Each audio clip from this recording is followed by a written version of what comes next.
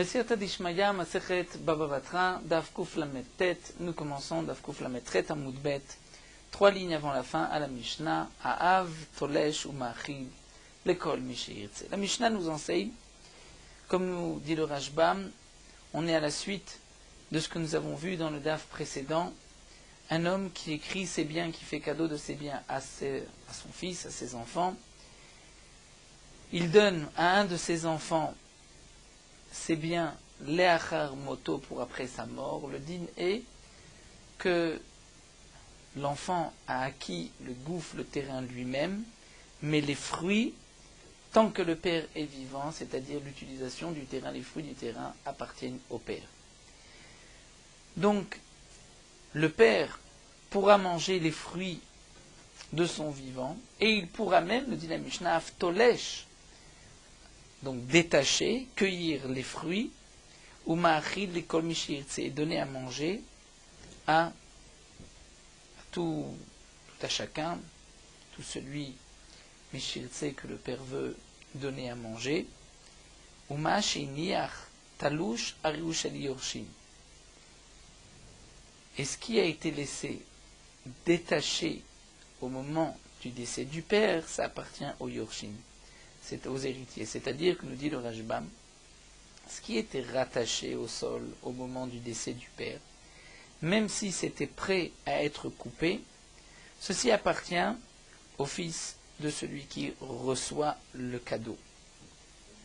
Pourquoi ? Puisque c'est rattaché.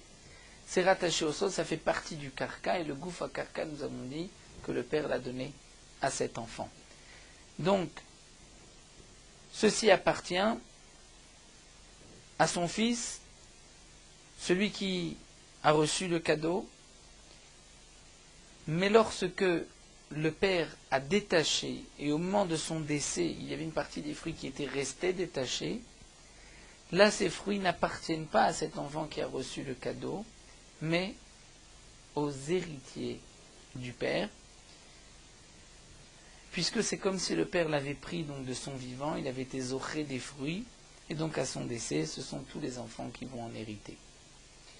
La Gemara va poser la question, c'est marqué talouche, c'est-à-dire ce que le père a laissé talouche, ça appartient aux héritiers. Mais mechoubar, l'eau, talouche, il mechoubar l'eau, ce qui est rattaché au sol, ceci appartient à celui qui a reçu le cadeau, puisque nous avons expliqué que c'est comme le terrain lui-même. La Gemara continue, mais pourtant nous avons une braïta qui nous dit Shamin et amechoubarim lelokeach. On va évaluer ce qui est rattaché au sol à l'acheteur. Et là nous avons besoin de l'aide du Rashbam pour comprendre cette ligne de la Gemara. Le Rashbam nous rapporte une Tosefta dans Masechet Ktubot. Si le fils a vendu, donc on parle du cas où le père a donné à son fils de son vivant, mais il a dit au fils, tu ne recevras que les acharmita. Donc le fils a acquis le gouffre, le terrain lui-même, mais les fruits de ce terrain, c'est au père. Si le fils a vendu le karka, et qu'ensuite le père est mort, s'il y a des fruits rattachés au sol, on va les évaluer pour lui. Nous allons voir qu'est-ce que cela signifie. Donc nous dit le Rashbam juste avant, c'est marqué dans la Braïta, donc celui qui a donné un bien à son fils doit marquer dès aujourd'hui et pour après sa mort. Et donc aujourd'hui, le fils a reçu le gouffre. Après la mort du père, il recevra même les fruits. Le fils a été vendre le gouffre du vivant du père. Et ensuite le père est mort. Donc l'acheteur a été zoré, ce qu'on lui a vendu, c'est-à-dire le terrain lui-même, mais il n'est pas zoré des fruits du vivant du père. Il ne pourrait être zoré qu'après le décès du père. Donc s'il y avait des fruits qui sont encore rattachés, ces fruits n'appartiennent pas à l'acheteur. L'acheteur n'a, au moment du décès du père, que le terrain lui-même. Mais les fruits, même s'ils sont rattachés, appartiennent aux héritiers. Donc on va évaluer Shamin et amechoubarim lelokeach, ce qui est rattaché au sol.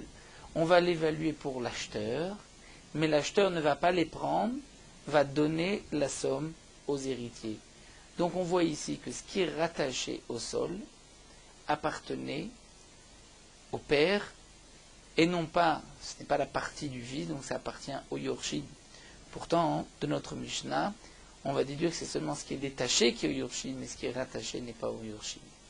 Amar Oula va répondre, il va dire Lokashia, kan bebno kan be'acher, tout dépend si c'est à son fils ou si c'est à un autre. C'est-à-dire lorsqu'un homme a donné à son fils et que le fils n'a pas vendu du vivant du père. Le père, comme nous dit la Gemara, la pensée d'un homme est proche de son fils. C'est-à-dire que le père, lorsqu'il a donné à son fils, c'était dans l'intention qu'au moment de son décès, les fruits qui seraient rattachés au sol appartiendraient au fils. Pourquoi ? Parce qu'ils sont rattachés, ils n'ont pas été cueillis par le père. Mais ça, le père ne le fait que pour son fils, pas pour un étranger. Que ce soit un étranger, si le père a donné à un étranger, ou si le fils a vendu à un étranger du vivant du père, dans tous les cas, ce qui reste et qui est rattaché au sol au moment du décès du père n'appartiennent pas à celui qui a acheté, ça ne fait pas partie du gouf à karka, mais ce sont des pérotes qui appartiennent aux héritiers. Donc c'est là la différence entre un étranger et entre son fils. Pour son fils, le père donne même ce qui est rattaché au sol. On continue avec une nouvelle Mishnah. Cette Mishnah est plus facile. Un homme décède et a laissé des enfants, des grands et des petits. Les grands qui ont besoin d'argent pour s'habiller ne vont pas s'habiller à l'idée sur le compte des petits. C'est-à-dire que dans les habits, les grands ont besoin plus d'habits que les petits. Dans la nourriture, les petits ont besoin plus que les grands, et donc on dira Velo Aktanim Nezlim Agdolim. Les petits ne vont pas être nourris sur le compte des Gdolim. C'est-à-dire on ne va pas laisser l'argent du père sans le partager et permettre aux grands de s'habiller, aux petits de manger. Et la Cholkim Beshavé, on va d'abord partager équitablement, et les grands pourront s'habiller de l'argent qu'ils ont reçu, et les petits pourront être nourris de l'argent qu'ils ont reçu. Nasu Gdolim, les grands se sont mariés, et ils ont donc de la tfoussat tabaï, c'est-à-dire de l'argent du père qui n'avait pas été encore partagé, ils ont pris de cet argent pour organiser de beaux mariages. Mais ils soient ktanim, les petits aussi, après le décès du père, vont d'abord se marier et ensuite on partagera comme on fait les grands. Puisque les grands aussi, c'était après le décès du père qu'ils avaient pris de tfoussat tabaï. Vimamru ktanim. Et si les petits ont dit, c'est-à-dire que si les petits qui veulent se marier après le décès du père disent aux grands qui eux se sont mariés du vivant du père, nous allons nous marier comme vous vous êtes mariés du vivant du père, il vous a donné de l'argent, nous aussi on va prendre de tout ça tabaït avant le partage, on n'écoutera pas les petits. Et la mâche Nathan, ce que le père a donné aux grands, il l'a donné. Iniyar Banot, le même dîne, c'est à propos des filles. Un homme a laissé des filles de l'autre ktanot, des grandes et des petites. Les grandes ne vont pas s'habiller sur le compte des petites. Velo aktanot, les petites être nourries sur le compte des grandes. Et la cholkot beshavé, on va d'abord partager l'héritage équitablement, et ensuite les petites vont être nourries et les grandes vont s'habiller. Nasuk Dolot, si les grandes se sont mariées après le décès du père, mais avant le partage, Yisuk Tanot, les petites aussi vont se marier de la même manière, et ce n'est qu'ensuite qu'on partagera ce qu'il restera. Fim Ramruk Tanot, si les Tanot ont dit, les petites ont dit, vous êtes mariés, les grandes du vivant du père, donc Ariam Nosotridesh Nasatematem, nous on va se marier comme vous vous êtes mariés, on ne les écoute pas, puisque ce que le père a donné c'était un cadeau.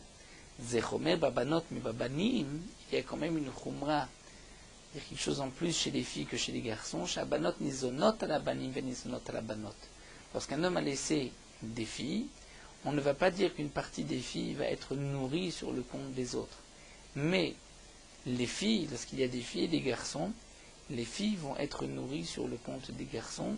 C'est le principe de la Kva de Mazon, Banan Nukvan, c'est-à-dire des filles que tu auras, elles vont être nourries jusqu'à leur mariage des biens du père, avant même que l'on partage, ou même si les garçons vont prendre leur part, mais ils devront nourrir leurs sœurs.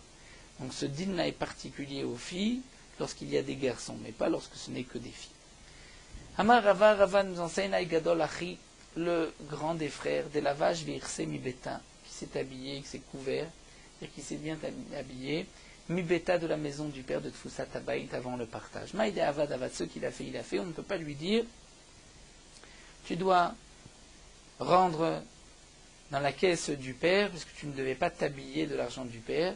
Pourquoi? Étant donné que, comme dit le Rashbam, les autres orphelins sont intéressés que le grand frère qui s'occupe, qui gère les biens, soit bien habillé, puisqu'il donnerait une bonne impression, et il pourra donc bien gérer les biens du père. La Gemara demande, pourtant on a vu que les grands ne vont pas s'habiller sur le compte des petits. La Gemara répond, matnitim be sharcha, c'est-à-dire si un homme ne fait rien, c'est-à-dire si le frère, ou le grand frère, ne s'occupe pas des biens. Dans ce cas-là, il ne pourra pas s'habiller. Il demande à Gma Shalcha Pshita, s'il ne s'occupe pas des biens, c'est évident qu'il ne pourra pas. Maudetema, Michal et Udelon Inavel. J'aurais pu dire malgré tout que peut-être les petits frères sont contents, sont d'accord qu'ils s'habillent afin qu'ils ne soient pas négligés et qu'ils ne les déshonorent pas. Kamashmanan que non, si le grand frère ne s'occupe pas des biens de la famille, les petits ne sont pas intéressés, ne veulent pas que les grands s'habillent des biens du père. Nasuk Dolim Isuktanim, nous avons vu que si les grands se sont mariés après le décès du père, les enfants, les petits aussi se marieront après le décès du père. Maïka Amar, la Gemara donc va expliquer, puisque les mots, les grands se sont mariés, les petits vont se marier. Qu'est-ce que cela signifie? Si les grands se sont mariés après le décès du père, donc de l'argent du père avant de partager, Isuktanim Nachar Mitataviem, les petits vont se marier après le décès du père, avant le partage, et c'est ensuite qu'on partagera. Avanasuk Dolim Bechayaviem. Mais si les grands se sont mariés, Bechayaviem, du vivant du père, Vamuktanim Nachar Mitataviem, et les petits ont dit après le décès du père, on va se marier comme vous êtes mariés du vivant du père, on ne les écoutera pas. Et la Mashnatanaim Avim Natan, ce que le père a donné, c'était un cadeau pour les grands. Il n'y a banot gelot uktanot, lorsqu'un homme a laissé des filles, des grandes et des petites. Shalach le Avua Barganiva le Rava. Avua Barganiva a posé le problème suivant à Rava. Il a m'denu Rabbeinu, est-ce que notre maître, tu peux nous apprendre quel est le din d'une femme, laveta ve'achla ve'amda ve'niset. Une femme a emprunté. Elle a emprunté à Reuven, ve'achla, elle a mangé ce qu'elle a emprunté. Ve'amda, et ensuite elle s'est levée, ve'niset, et elle s'est mariée. C'est-à-dire, lorsqu'elle s'est mariée, elle a apporté tous les biens qu'elle avait eus, tous les biens de son père, à son mari. Le mari a le statut de quoi? Est-ce qu'il a le statut de qui? A-t-il le statut d'un acheteur ou d'un héritier? Que ce soit, comme dit le Rashbam, du vivant, de sa femme, ou après la mort de sa femme, puisque le mari peut utiliser les biens, et après la mort de sa femme, il va hériter des biens. Est-ce que le mari a le statut d'un lokar, d'un acheteur, ou est-ce que au yoresh avait d'un héritier? La différence est la suivante. Cette femme avait emprunté à Reuven, elle doit de l'argent à Reuven. Donc ces biens, on peut dire, vont être hypothéqués pour la dette qu'elle a vis-à-vis de Reuven. Mais ça, c'est seulement dans le cas où le mari a le statut d'un héritier. Donc de la même manière que lorsque le père avait emprunté de l'argent, on se fera rembourser de l'argent des héritiers. Donc là aussi, le mari est un héritier, il devra rembourser la dette de sa femme. Mais si le mari a le statut d'un acheteur, lorsqu'un homme a emprunté de l'argent et ensuite a vendu ses biens, là, tout dépend si le prêt était alpé ou bishtar. S'il y avait un écrit, donc les terrains étaient hypothéqués, l'acheteur pouvait se protéger. Mais si c'est alpé, on ne peut pas prendre des acheteurs. Donc là, Gemara continue. Lokar si on dit que le mari a le statut d'un acheteur, donc malvé alpé no govemina les kuchot, puisqu'ici c'est un emprunt qui était alpé, sans écrit, on ne peut pas prendre des acheteurs. Il n'y a pas de terrain hypothéqué. Odilma yoresh ave. Ou peut-être que c'est yoresh ave comme un héritier, ou malvé alpé govemina yorshin. Et le malvé alpé, c'est-à-dire celui qui a emprunté sans écrit mais alpé ou allemand pour apprendre des Yerushim, donc dans ce cas-là, le mari devra payer. Ça, c'est la question qui a été posée à Rava. Est-ce que le mari a le statut d'un acheteur ou d'un héritier? Amarlé, il lui a répondu Tanina. Nous avons enseigné dans notre Mishnah. Nasuk dolot, isuk tanot. Si les grandes se sont mariées, les petites vont aussi se marier avant le partage. Maïlav. Comment va-t-on comprendre cette partie de la Mishnah? N'est-ce pas que Nasuk dolot la Baal, si les grandes se sont mariées donc, à un homme, isuk tanot mi Baal. Les petites vont se marier mi-baal de l'argent du mari des grandes. Puisque lorsque les grandes se sont mariées, elles ont apporté au foyer une partie, l'héritage du père. Donc les petites vont se marier et vont prendre mi-baal de l'argent des maris des grandes. Donc, si elles peuvent prendre de l'argent du mari, c'est que le mari a le statut d'un yorej, d'un héritier. La Gemara dit ce n'est pas une preuve. On peut dire Nasuk dolot lebal, isuktanot lebal, comme nous avons dit. Si les grandes se sont mariées lebal, donc les petites se marieront aussi à un homme, mais non pas mi-bal du premier mari. Donc on n'a pas de preuve, on peut maintenir que c'est peut-être l'oker. Mais pourtant la Gemara dit Vatane Rabriya. Nous avons une braïta de Rabriya Nasuk dolot labal, isuktanot mi-bal. Là c'est marqué mes fourrages. Les grandes se sont mariées, donc au moment de leur mariage, on a apporté de l'argent à leur mari. Les petites pourront se marier de l'argent que le mari a reçu. Donc on voit que le mari a le statut d'un héritier. La Gemara répond, c'est peut-être différent. Dilma shane parnassa deitlakala. Peut-être qu'une parnassa c'est différent. C'est-à-dire que même si on va dire que le mari est un acheteur, c'est vrai que pour un acheteur, il n'est pas obligé de payer les dettes de sa femme si c'est milva alpé.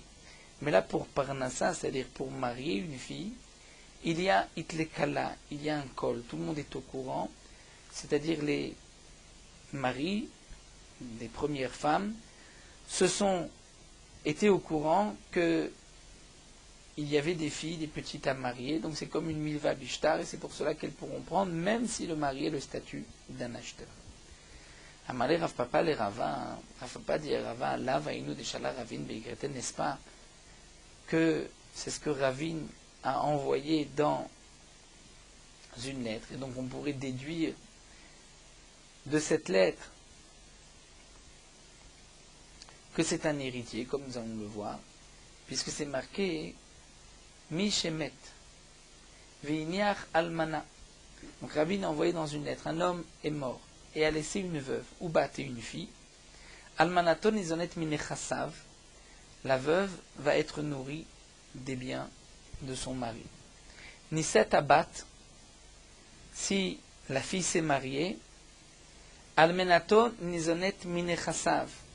La veuve sera toujours nourrie des biens de son mari, même si aujourd'hui, lorsque la fille s'est mariée, puisque elle a hérité des biens de son père, il n'y avait qu'une seule fille, donc c'est le mari qui a reçu ses biens. Et on voit que l'almana va être nourrie des biens donc du mari, qui était donc de son ex-mari.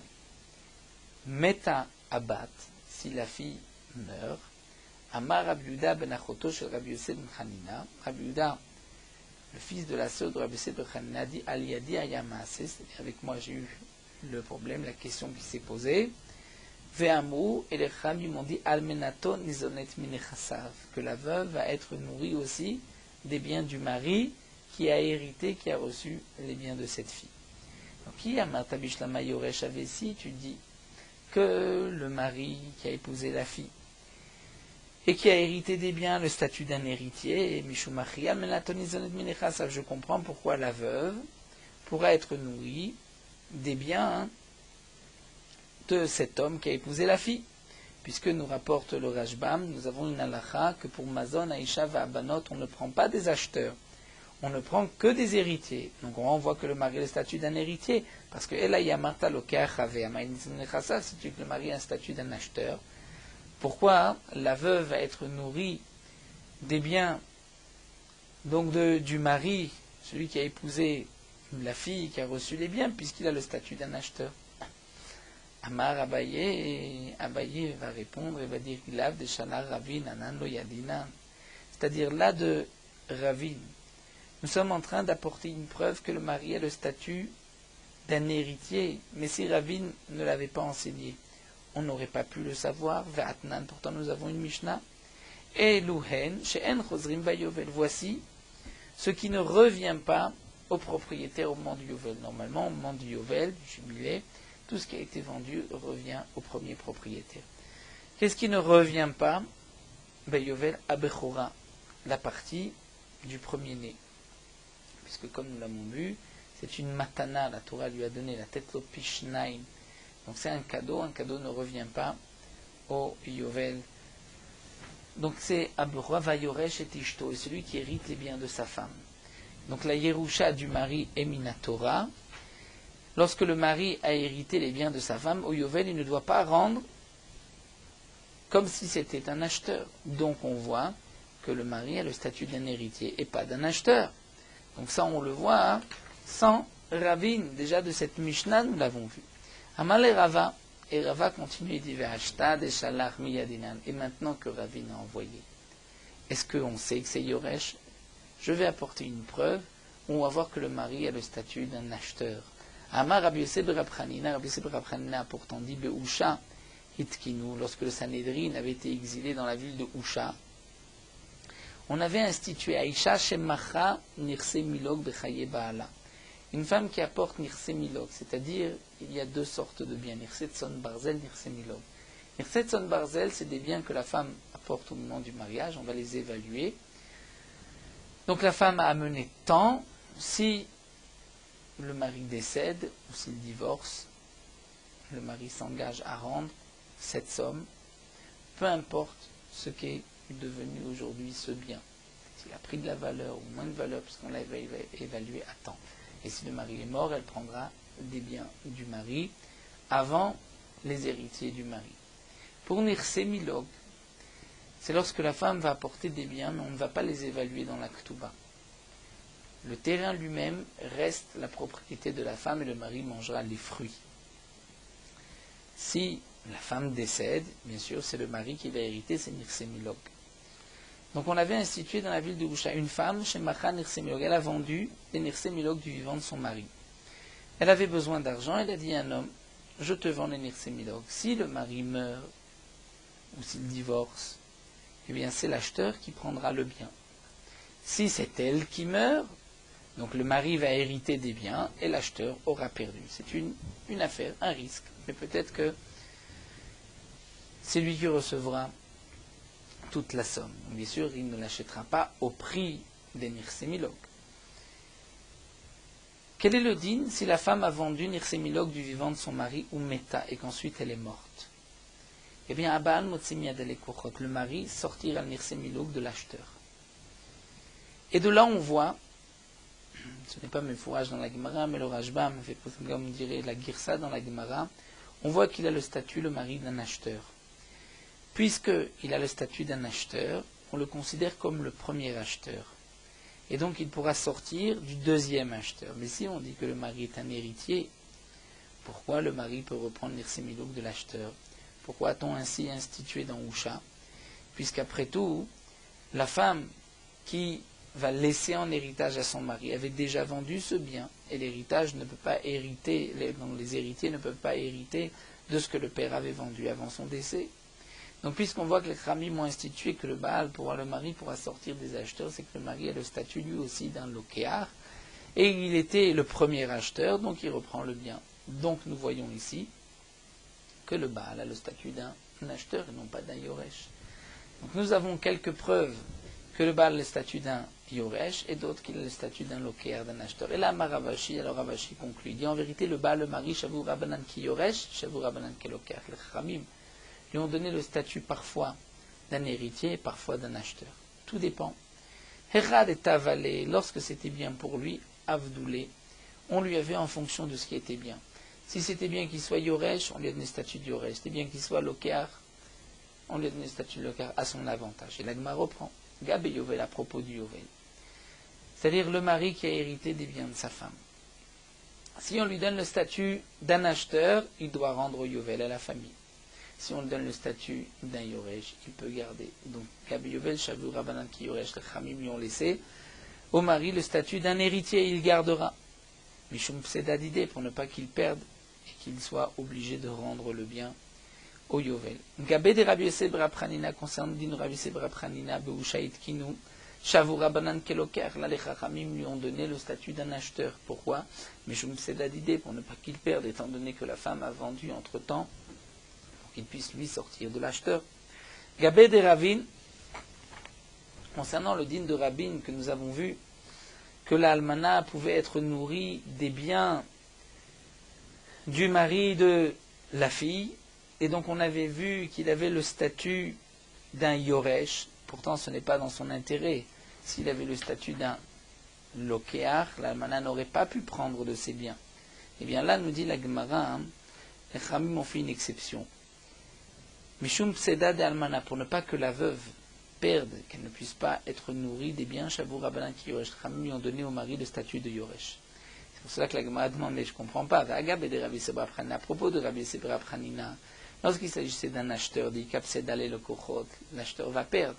Pourtant, Shavur Rabbanan Keloker, on laisse au mari le statut de premier acheteur, et c'est lui qui aura gain de cause contre les acheteurs. Bien que eux ont versé de l'argent, vont perdre.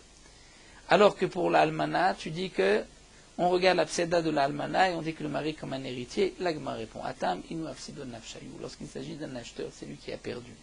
Pourquoi Kevan di kabal, puisqu'il y a un mari, lo ibal le mizvan, il n'aurait pas dû acheter mi'iteta de la femme, de yatva tout gavra, qui est assise sous son mari, puisqu'on sait très bien que le mari va hériter des biens et que si elle décède, c'est lui l'héritier. Eux ont voulu acheter, essayer donc de faire sortir ce bien des mains du mari. Là, les Khamim m'ont dit, eh bien, ce sont les kochot qui vont perdre, on donne au mari le statut d'un acheteur. Mais pour l'almana, on donne le statut d'un yoresh, on ne veut pas faire perdre à la veuve.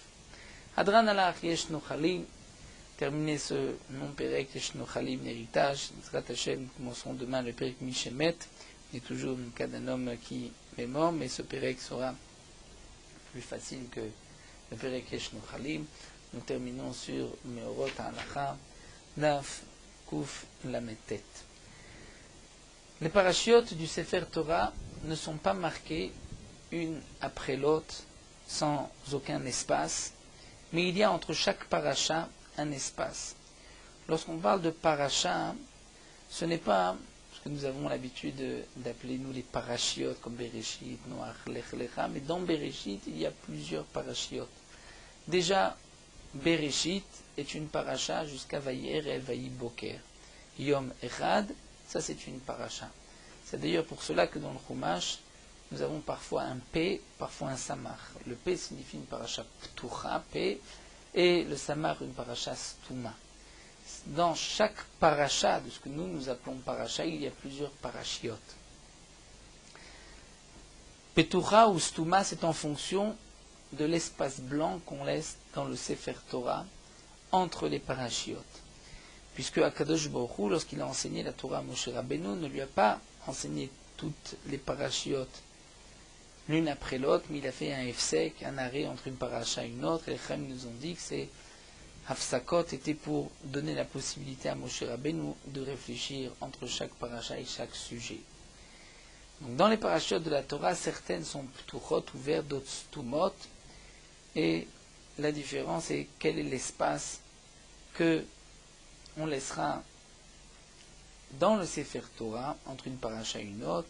Donc comme nous l'avons dit dans le Sefer, dans les Chumashim, nous avons Samer ou P, Samer pour la Stuma et P pour la Ptucha. Donc nous verrons par la suite quelles sont les conséquences de ces parachiotes Ptucha Stuma. Nous verrons qu'il y a dans la lecture même de la Torah des dinim particuliers qui se rapportent à une paracha Ptucha ou à Stuma en fonction de l'endroit où on va s'arrêter, d'autres dinim comme nous le verrons.